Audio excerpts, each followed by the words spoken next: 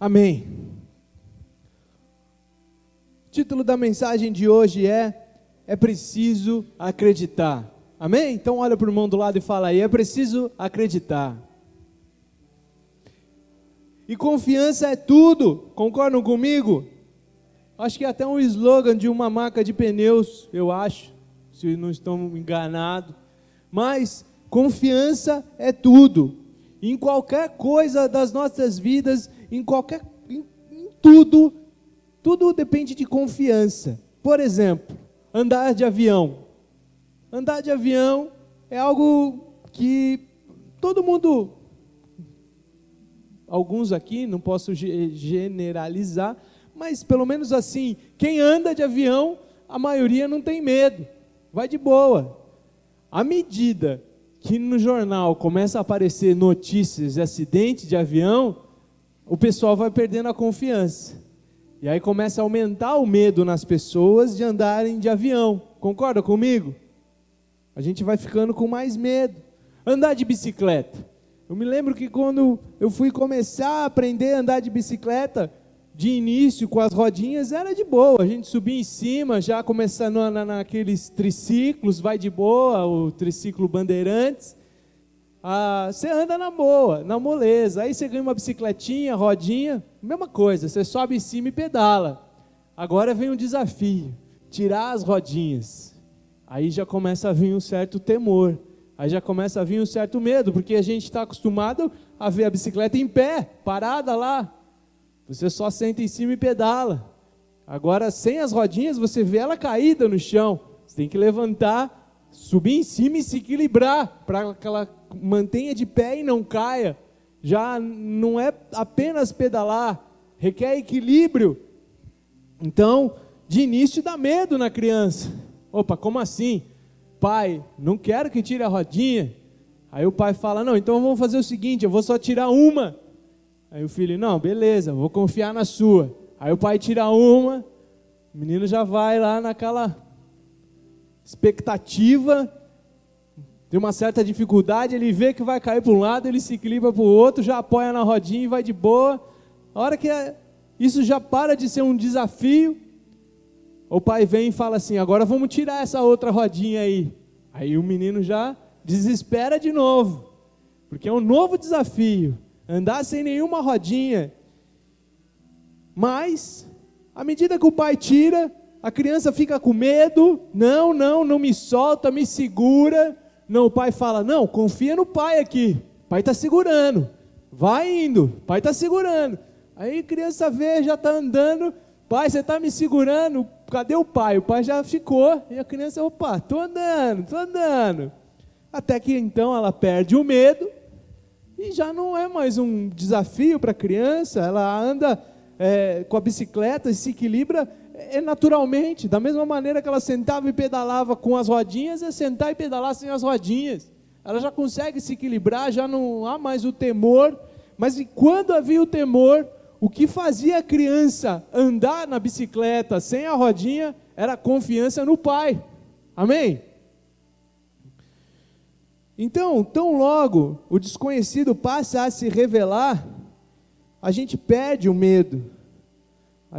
Todos nós temos naturalmente um medo, o medo do desconhecido.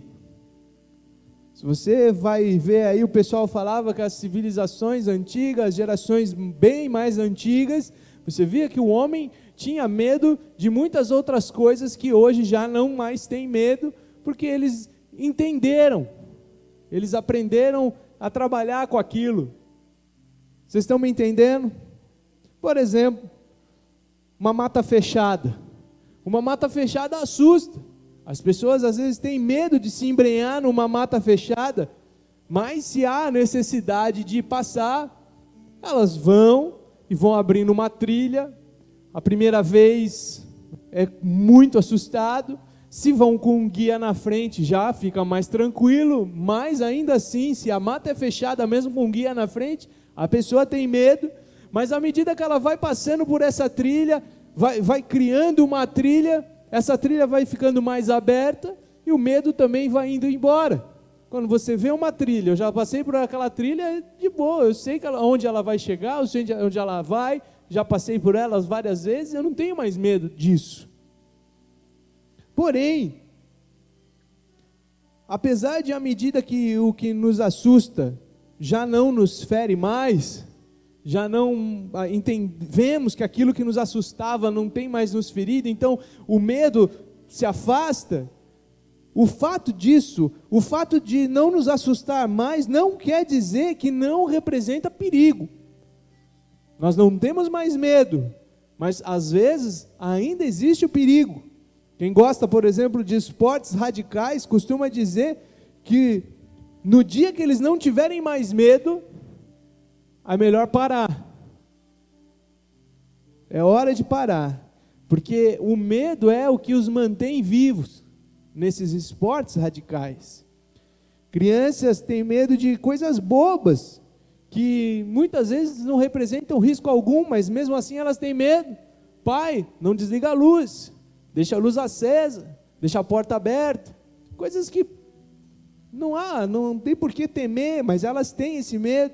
Já por outro lado, há algumas crianças que não têm medo de coisas que de fato representam risco a elas. Não à toa existem muitos casos de crianças que às vezes, infelizmente, perdem a vida por acidentes domésticos. Uma faca na mão de uma criança é um perigo, uma sacada e uma criança sozinha numa sacada é um perigo, uma simples rua e uma criança sozinha é perigoso, sempre representa perigo. Criança normalmente não tem medo, são poucos os medos que a criança tem, e mesmo quando tem, basta o pai falar com ela, então logo a criança confia, ela perde o medo. Se um pai diz para uma criança pular de um lugar alto, e falar para a criança, não tem medo, o pai está aqui, pode pular, a criança pula, a criança não pensa duas vezes, porque ela confia de olhos fechados. Não à toa, Jesus diz que nós precisamos ser como o quê? Como crianças. Uma criança confia, e mesmo com medo, ela vai, porque ela confia naquela voz. A voz diz, pode vir, então eu estou com medo, mas porque a voz falou, eu vou, eu confio naquela voz. Uma vez, eu já contei para vocês, uma situação, eu estava no acampamento, e havia uma menina, amiga de um casal, filha de um casal amigo nosso, e peguei ela no colo, estava brincando com ela, e aí ela chegou para mim e falou, tio, quero ir no banheiro, quero fazer xixi, e eu, sem noção, falei assim, faz nas calças. Passou um pouco, depois eu fiquei sabendo que ela fez nas calças. A mãe dela falou para ela, por que você parou de fazer xixi nas calças? Por que você fez? Porque o tio Bruno disse que eu podia fazer nas calças. Que belo exemplo, né? Que tio legal. Criança confia.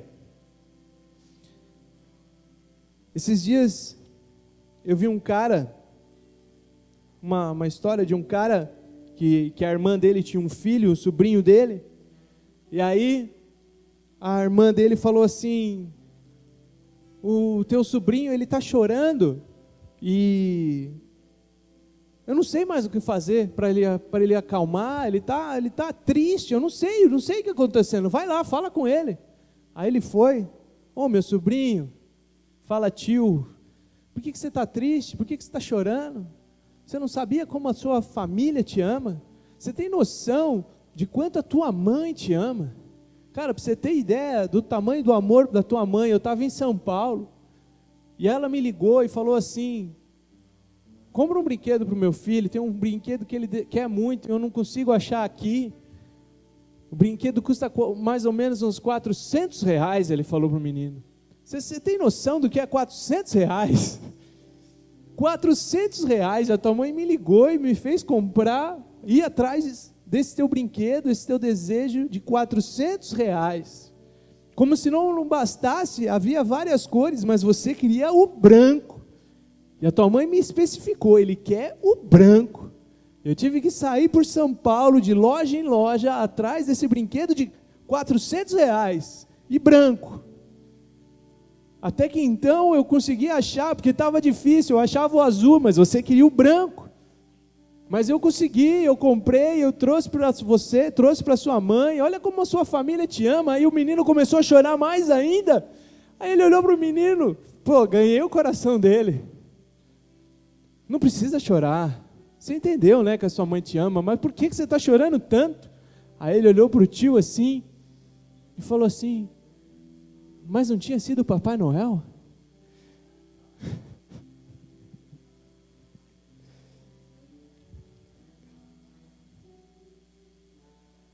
E assim, nós precisamos ser com relação à nossa fé, como crianças. Criança consegue acreditar em qualquer coisa, até em historinha de Papai Noel.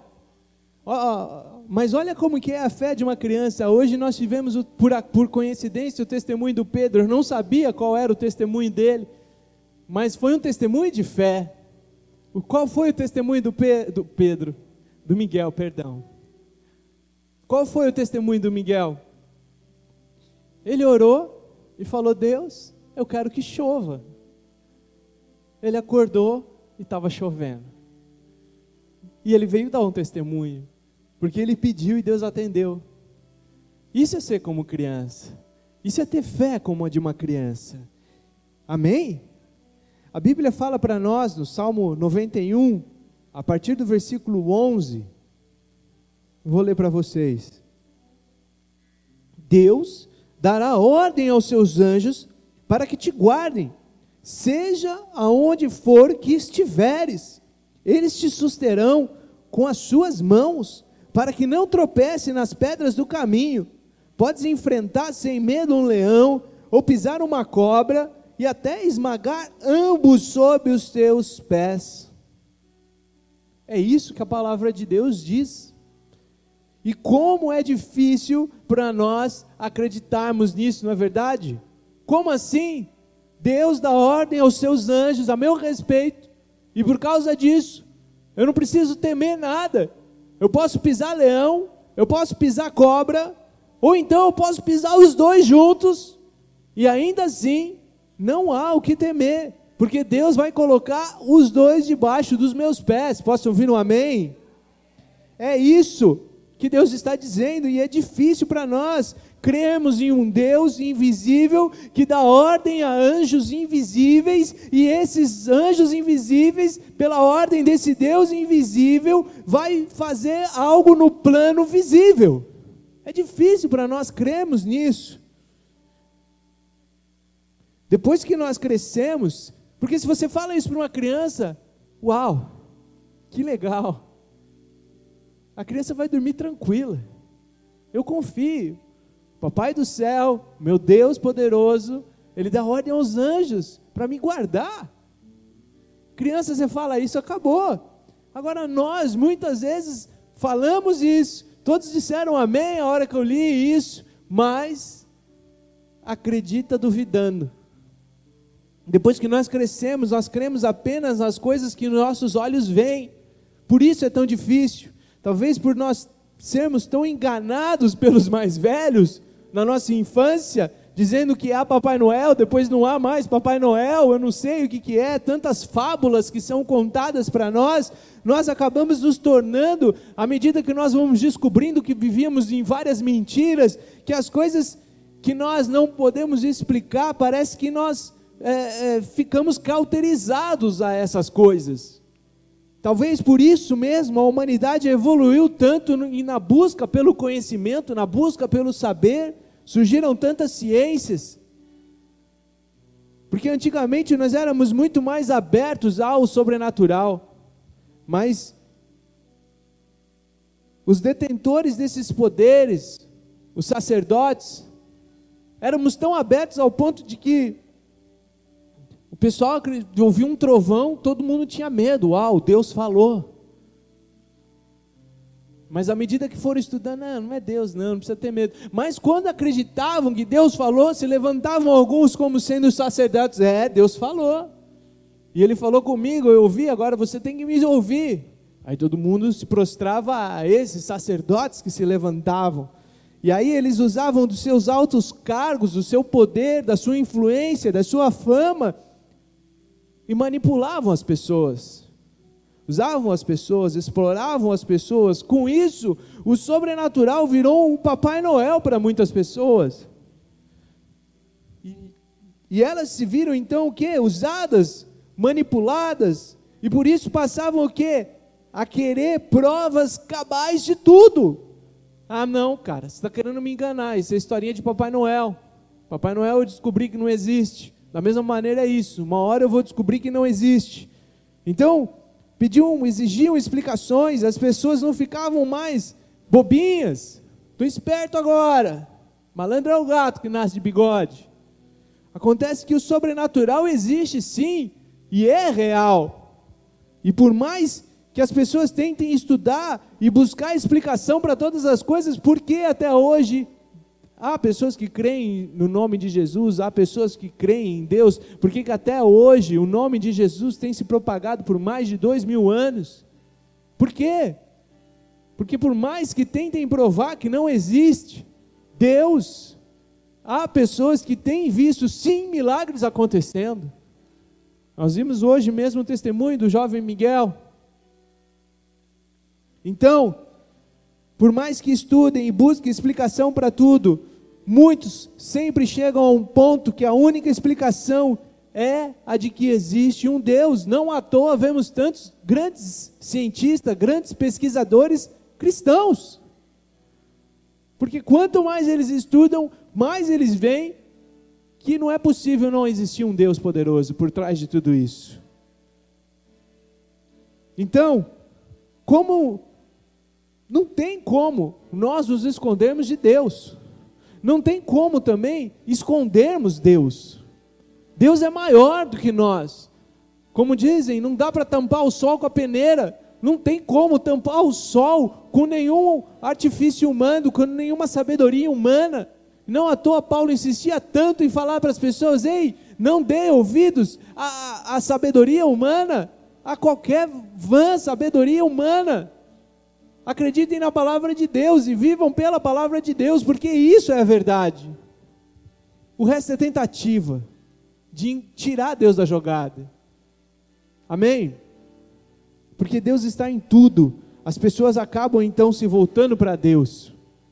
Quantas pessoas vêm às igrejas, às vezes acabam ficando decepcionadas, saem, mas vivem as suas vidas e acabam sempre se lembrando e vendo que não tem como fugir de Deus, que Deus de fato existe. Cada vez mais nós temos visto também pessoas mais cauterizadas, só que mesmo assim, crendo na existência de Deus. Às vezes elas têm feridas, mas ainda sabem que existe sim um Deus. E toda vez que as pessoas se abrem um pouco mais ao sobrenatural, volta e meia vem pessoas querendo se aproveitar então da fé das pessoas. Volta e meia as pessoas tentam se aproveitar da fé das pessoas, e Satanás usando pessoas para ferir pessoas, para ferir corações. Corações feridos são mais difíceis de crer. Essa é a estratégia de Satanás. Não precisa desviar, basta ferir o coração. Coração ferido não vai crer num Deus do impossível, num Deus de milagre. E aí quantas pessoas vêm todos os dias às igrejas, vêm para os cultos, saem dos cultos, mas vivem a vida normal, como de qualquer outra pessoa. Não se distingue o crente do não crente. Por quê? Porque o crente que devia estar se movendo e vivendo do sobrenatural, não tem vivido no sobrenatural, porque de alguma maneira criou uma ferida no coração. Satanás colocou uma ferida no coração, essa ferida cauterizou. Ela consegue ir para a igreja, mas não consegue crer num Deus sobrenatural. Essa é a estratégia de Satanás. Exatamente para que esses sumos sacerdotes não mais se levantassem como estavam se levantando, usados por Satanás, ferindo corações. Sabe o que aconteceu? Veio Jesus. E sabe o que Jesus fez? Ele colocou a todos nós por sacerdotes. ele falou assim: quer saber de uma coisa? Não vai mais haver o sacerdote e o resto. Todo mundo é sacerdote. Todo mundo é sacerdote. Todo mundo chega diante de Deus. Não há mais intermediário senão Jesus. Jesus é o único sumo sacerdote. Ponto. Só que se a gente olha para trás, Deus não chamou apenas Moisés para subir à sua presença. Não foi só em Jesus que Deus fez a todos sacerdote. Antes disso, quando Deus chamou Moisés, Ele não falou: Moisés, de todos eu gosto mais de você, suba à minha presença. Se você for ver, Deus chamou a todos para estarem na presença de Deus, porém, todos temeram, todos ficaram com medo de subir à presença de Deus. O único que de fato ouviu a voz do Pai e confiou e mergulhou na presença de Deus foi Moisés, porque ele tinha um coração como de criança e os outros não. Deus chamou a todos, mas todos temeram. Só Moisés ouviu e obedeceu a voz de Deus sem medo, mergulhou na presença de Deus. Então, mesmo Jesus tendo feito a todos nós sacerdotes, posso ouvir amém? Ainda assim, nós elegemos os nossos sacerdotes, como aquele povo fez com Moisés e elegeu Moisés. Não, Moisés, você é o nosso sacerdote, vai lá. Mas ainda assim, tendo os nossos sacerdotes, aqueles que pagam o preço de oração, e apenas nós nos escoramos na fé desses, sabe? Nós não temos essa mania não, esse aí é um homem de oração, vai lá, vai, ora por mim, ora por nós. Nós temos nos escorado na fé dos outros, na oração dos outros. Para que orar? Tem quem ore. Para que buscar? Tem quem busque. Para que eu vou ler a Bíblia? Tem quem leia. E aí eu vou no culto só de domingo, e aí esses que leem, esses que buscam, esses que oram, entregam para mim tudo mastigado. Eu recebo a minha parte e vou embora.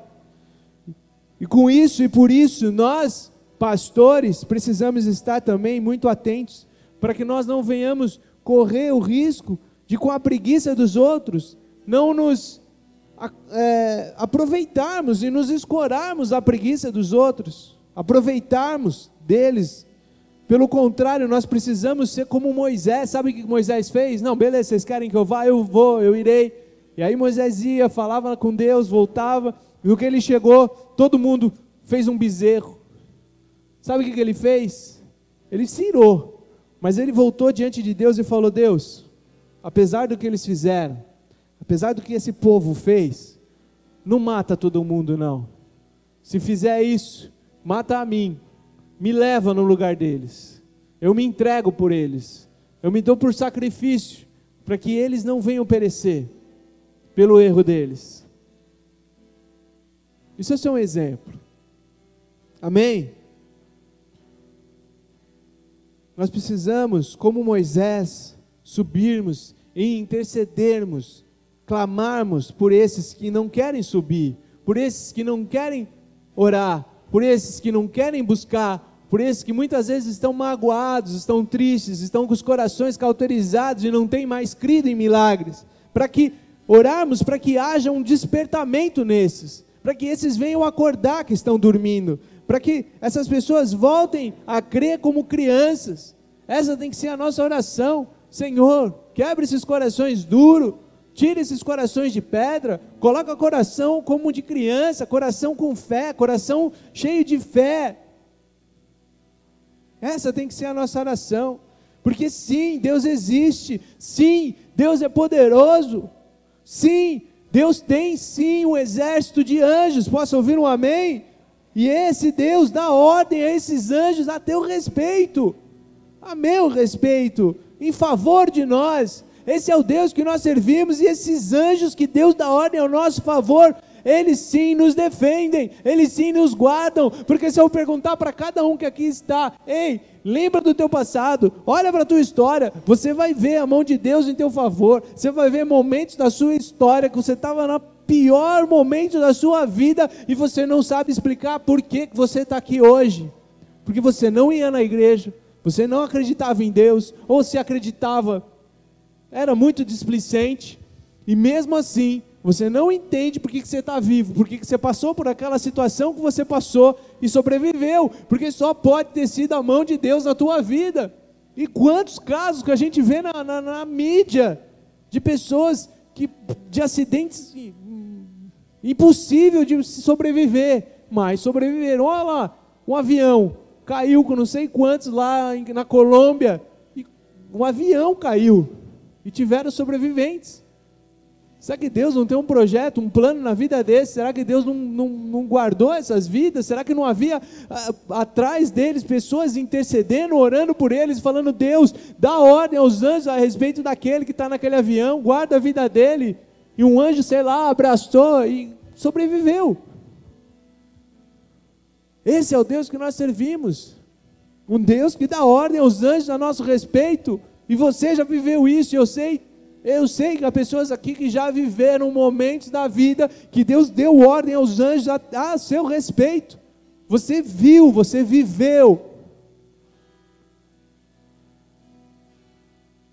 Deus dá ordem a anjos e esses anjos nos defendem. E por isso nós podemos sim andar sem medo. Uma vez eu ouvi a história de um piloto que ejetou, deu uma pane no avião, não sei, ele ejetou, aí a cadeira, quando ejeta, abre um paraquedas, era à noite, e o paraquedas caiu no meio de uma floresta, e o paraquedas se prendeu numa árvore, e ele se viu preso, no escuro, neblina, ele não enxergava nada, e aí ele não sabia, se aonde ele caiu era muito alto, e o que acontece foi que encontraram o corpo desse piloto, e esse piloto estava muito próximo do chão, ele estava a centímetros do chão, e ele ficou lá, na dúvida, se ele soltava o cinto e caía, ou se ele ficava lá protegido e esperava alguém encontrá-lo, porque ele teve medo de se soltar e talvez a altura o matasse, ele não confiou, ele não acreditou, ele estava a centímetros do chão, pertinho, era só ele soltar e pronto, estava livre, e ele morreu, tão pertinho, faltou fé para ele se soltar, e a nossa vida com Deus muitas vezes tem sido assim, abaixo de nós às vezes Deus está falando: pode pular, vem, tem um coração de criança, pula, porque eu vou te segurar. E muitas vezes a gente tem medo, porque a gente não está enxergando, e a gente só quer crer nas coisas que nós vemos. Nós estamos às vezes presos, sem chão, e abaixo de nós há uma escuridão de dúvidas, de incertezas, e isso nos impossibilita de nós rompermos em fé. Porque nós precisamos ver para nós crermos. Só que fé é exatamente crer naquilo que nós não vemos, é o oposto. Deus pede para que nós vivamos por fé, porque sem fé é impossível agradar a Deus, mas é tão difícil. A gente se esquece do que Jesus disse em João.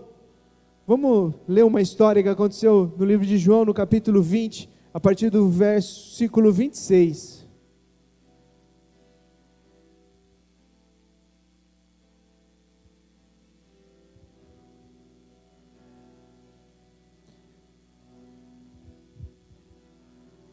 Diz assim: uma semana depois, os discípulos se reuniram de novo, e desta vez, Tomé também estava com eles. As portas estavam trancadas, mas Jesus apareceu, e disse: a paz esteja com vocês. Depois disse a Tomé: põe aqui o seu dedo e olhe para as minhas mãos, estenda também a mão e ponha do meu lado, não duvide mais, mas acredite.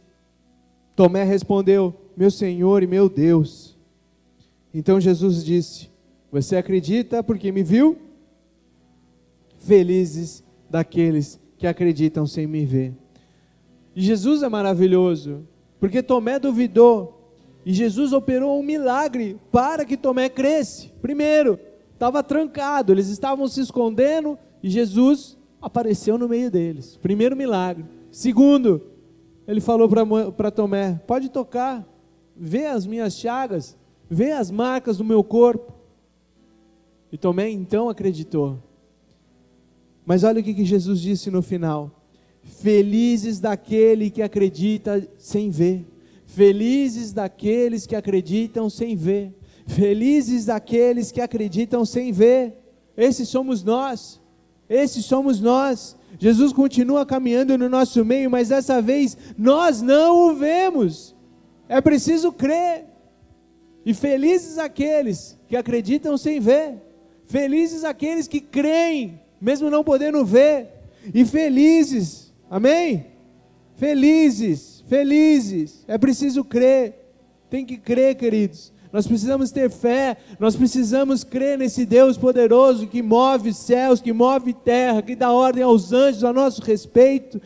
Você pode até dizer: mas eu estou decepcionado com pessoas me decepcionaram, pessoas me magoaram, pessoas, sei lá o que aconteceu, meu coração tem uma ferida e eu não consigo mais crer.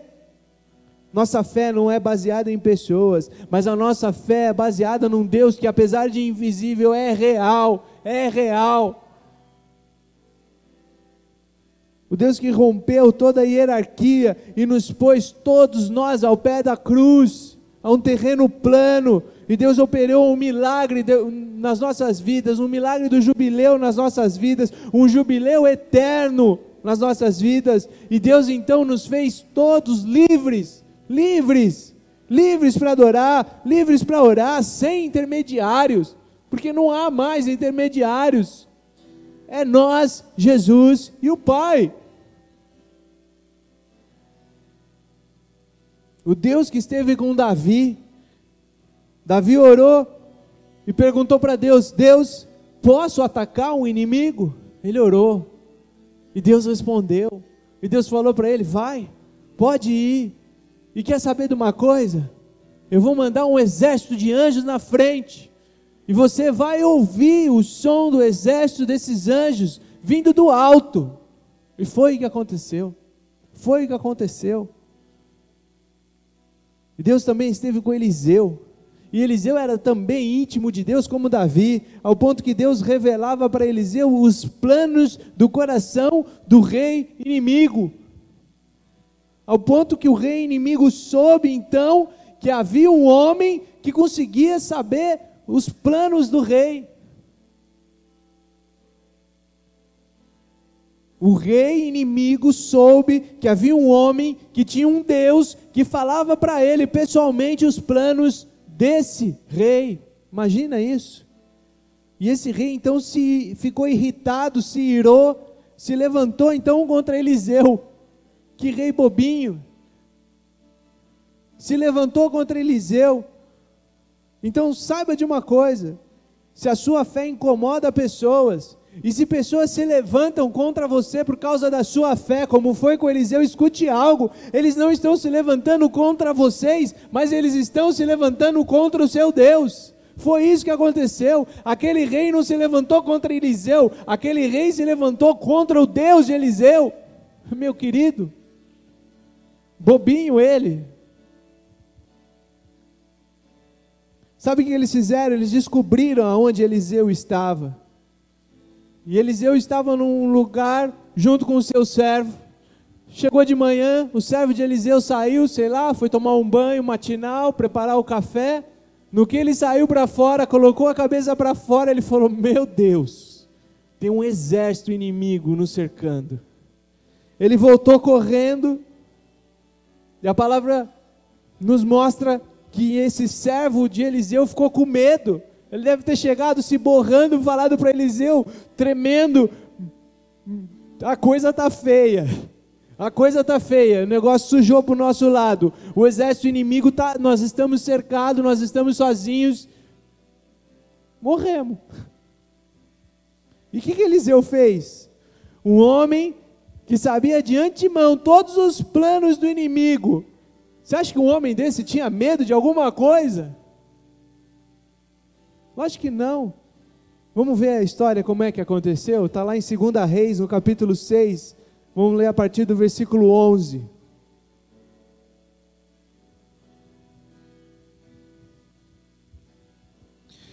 Isso enfureceu o rei da Síria, que, convocando seus conselheiros, perguntou: vocês não me apontarão qual dos nossos está do lado do rei de Israel? Tipo assim, o rei falou: meu, é impossível eles saberem tudo que a gente vai fazer, tudo que a gente tem planejado, só pode ter aqui no nosso meio um cagueta, um X9. E aí ele falou: quem que é o X9 aqui no nosso meio? E aí eles então responderam, no versículo 12: nenhum de nós, majestade, é Eliseu, o profeta que está em Israel, que revela ao rei de Israel até as palavras que tu falas em teu quarto. Versículo 13: ordenou o rei: descubra onde ele está, para que eu mande capturá-lo. Quando lhe informaram que o profeta estava em Dotã, ele enviou para lá uma grande tropa com cavalos e carros de guerra. Eles chegaram de noite e cercaram a cidade. O servo do homem de Deus levantou-se bem cedo pela manhã, e quando saía, viu que uma tropa com cavalos e carros de guerra havia cercado a cidade. Então ele exclamou: ah, meu senhor, que faremos? O profeta respondeu: não tenha medo, aqueles que estão conosco são mais numerosos do que eles. Não tenha medo, aqueles que estão conosco são maiores e mais numerosos do que eles. Qual que é o seu medo? Qual que é o seu medo? Diga isso para o seu medo: aqueles que estão comigo são mais numerosos. Deus dá ordem aos seus anjos a meu respeito. Só que isso, ainda assim, não bastou para aquele servo. O servo ainda continuou com medo. E olha o que Eliseu então fez. Eliseu orou: Senhor, abre os olhos dele para que veja. Então o Senhor abriu os olhos do rapaz, que olhou e viu as colinas cheias de cavalo e carros de fogo ao redor de Eliseu. Às vezes nossa alma enganosa, ela nos prega peças. O nosso coração nos prega peças. Deus nos alerta até que o nosso coração é enganoso. Enganoso é o coração do homem, só que ele fala mais alto dentro de nós. Muitas vezes nós falamos assim: Deus dá ordem aos anjos ao meu respeito, mas eu estou com medo lascado. Sabe, dentro de nós o nosso coração está gritando, a nossa alma está berrando, falando: ai, que medo, tenha medo, e agora quem irá nos defender? E você fala: Deus, e o coração fala: que Deus? Eu não estou enxergando, eu preciso ver para crer. Muitas vezes a voz no nosso coração é maior do que a nossa fé, só que Deus diz que o mínimo de fé que nós tivermos é suficiente.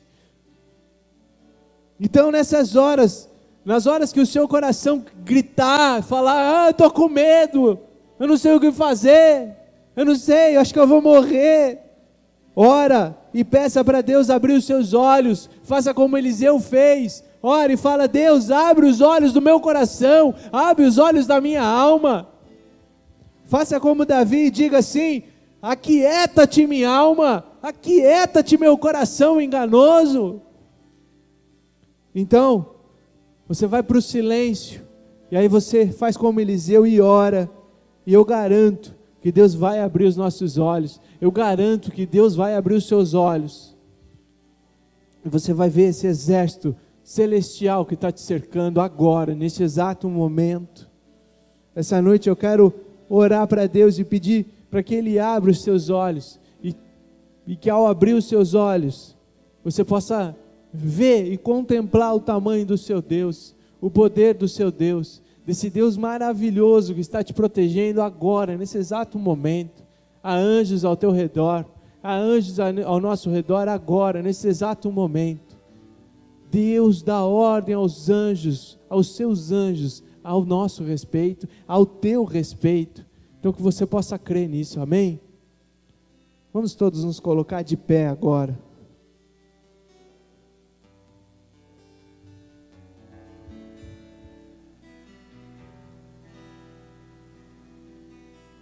Salmo 91, a partir do versículo 11, diz que Deus dá ordem ao teu respeito.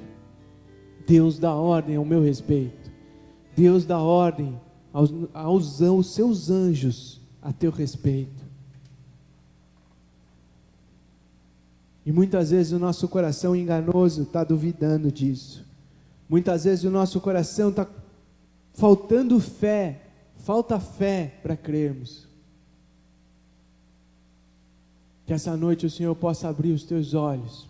Que essa noite o nosso Deus venha aqui passear no nosso meio. A palavra diz que aonde houverem 2 ou mais orando em nome dEle, lá Ele estaria. Quem crê que o Senhor está aqui? Deus está aqui. Não é por causa da igreja, não é por causa do pastor, não é por causa do louvor, mas é por causa de mim e de cada um que aqui está. Porque nós nos juntamos, nos reunimos aqui como os filhos de Deus, filhos de um Deus poderoso, filho de um Deus que nos ama. Sabe, às vezes nós colocamos em nós barreiras, porque nós queremos que Deus, sei lá, a gente tem uma mente meio babilônica, e nós estamos acostumados a vivermos a nossa vida com os nossos empregos, e os nossos empregos, e nós temos sim que sermos bons trabalhadores, bons funcionários, precisamos, a palavra diz, dá a César o que é de César, só que não fica nisso, ela diz assim, e dê a Deus o que é de Deus. E muitas vezes a gente vive a nossa vida e vem para a igreja dando a César o que é de César, porque a nossa mente tá poluída, porque a gente vai lá fora e vive, dou a César o que é de César, dou a César o que é de César, eu chego na igreja e continuo, dou a César o que é de César. Mas na hora que nós entramos na igreja, na hora que nós entramos na presença do Pai, César acabou, César caiu por terra, porque agora o rei é Ele. Então a gente tem que dar a Deus o que é de Deus. E nós chegamos à igreja com os nossos conceitos de César, com o conceito lá de fora, e lá fora exige de nós a produtividade, e devemos ser sim produtivos lá fora. Se vocês quiserem, eu te dou vários versículos de Paulo nos dizendo que temos que obedecer os nossos senhores. Mas no momento que a gente está na presença do Pai, isso tudo cai por terra, porque agora é a hora de dar a Deus o que é de Deus. E aí a gente vem dar a Deus o que é de Deus, mas num conceito de dar a César, e o que César exige? Produtividade. E aí a gente chega diante de Deus e nós nos anulamos, porque nós não nos achamos dignos. A gente olha para Deus e fala, Deus, eu queria tanto estar aí na tua presença, eu queria tanto estar te buscando como outros têm te buscado, mas eu não posso, porque eu não sou produtivo no teu reino, porque eu não fiz isso, porque eu não fiz aquilo, porque eu não fiz aquilo outro. E não é assim, não é assim, não funciona assim, porque Deus fez tudo, e Deus se agradou a moer o Filho, por amor de nós. Então tudo que precisava ser feito, Jesus fez. Não há nada que nós precisemos fazer, senão adorar, senão agradecer, senão declarar que o nosso Pai é bom, porque Ele é bom, em todo o tempo. Então que caia por terra agora das nossas vidas, todo esse tipo de conceito, de preconceito que nós criamos, toda essa barreira maligna que Satanás criou nas nossas vidas, que nos impede de simplesmente adorarmos a Deus, sem precisar fazer nada, sem precisar pagar para nos achegarmos à presença de Deus. O preço foi pago. Mas eu não dei nem o dízimo. O dízimo nós damos por amor, e é quem entende. Se você não entende, não precisa, porque o preço foi pago. Não há uma mensalidade para você fazer parte da sala do trono. O preço foi pago. Foi Jesus na cruz, morrendo e ressuscitando em poder.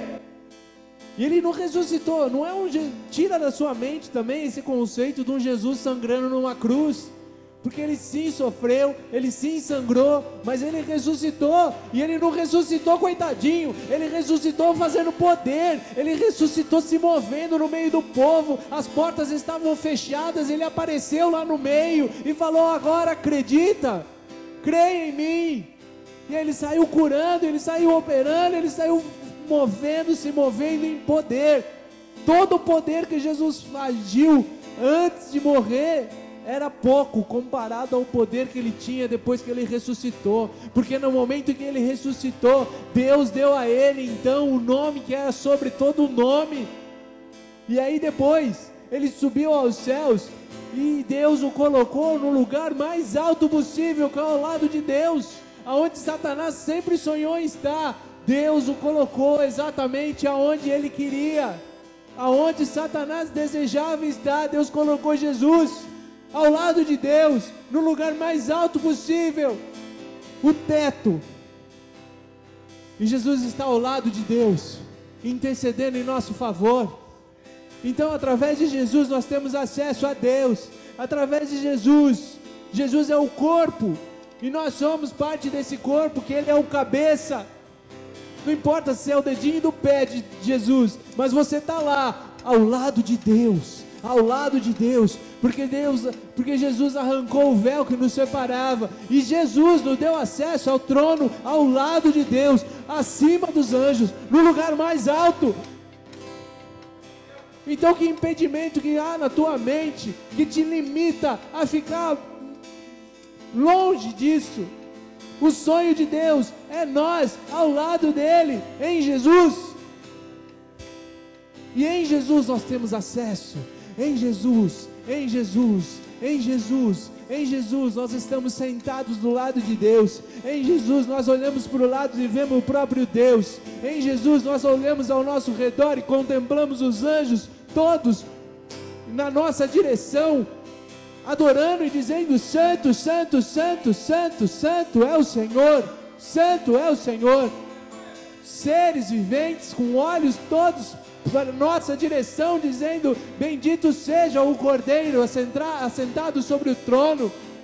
E aí a gente olha e fala: mas eu não sou digno de estar aqui. Mas nós não somos mesmos, mas Jesus nos levou para lá porque Ele quis, porque Ele nos amou.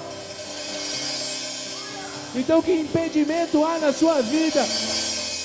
Caia por terra agora os impedimentos. Você é assim limitado, você é assim sem poder algum, você é assim fraco, você não é digno de nada, mas Jesus quis te amar, e Jesus quis te levar para o lugar mais alto. Não há impedimentos, não há impedimentos. E sabe que Deus, quando você olha para o olho do seu Pai, você olha dentro dos olhos do seu Pai, e o seu Pai diz assim: filho, filha, eu dou ordem a esses anjos aqui a teu respeito, e eles te guardam aonde quer que você for aí na terra.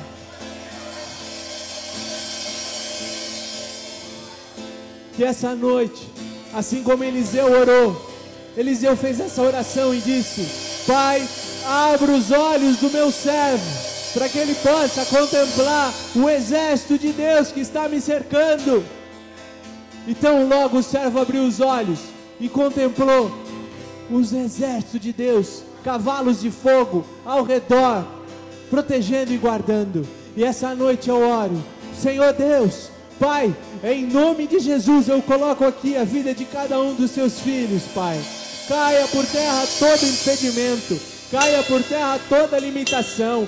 Ah, Senhor, todo o coração que foi cauterizado, Senhor, por traumas de pessoas, de liderança, em nome de Jesus, caia por terra agora, em nome de Jesus, porque não há mais condenação, porque Jesus morreu e Ele se fez um jubileu sobre as nossas vidas. Ele é o nosso jubileu eterno, e toda prisão, tudo caiu por terra. Por isso caia por terra agora em nome de Jesus, toda prisão de mente, toda trava, Senhor, tudo que impede os teus filhos de se mover no sobrenatural, tudo que impede os teus filhos de crerem no Deus invisível, mas real. Essa noite, Pai, eu peço, abre os olhos dos teus filhos e que eles agora possam contemplar um exército de anjos, cavalos de fogo, e que eles contemplem, oh,